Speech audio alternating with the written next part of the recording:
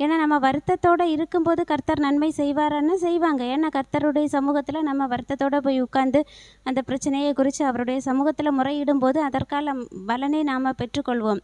அதை காட்டிலும் அந்த பிரச்சனையின் மத்தியில் நாம் கண்ணீர் விடாமல் கர்த்தரை நம்பி சந்தோஷமாக அவருடைய சமூகத்தில் இருக்கும்போது நாம் நினைத்ததை காட்டிலும் அதிகப்படியான நம்ம பலனை பெறுவோம்.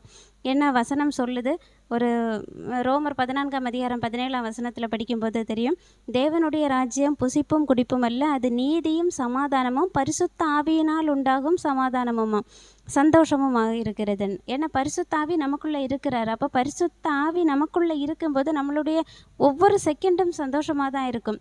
அதை நாம் அனுபவிக்கணும் லைஃப்பில்.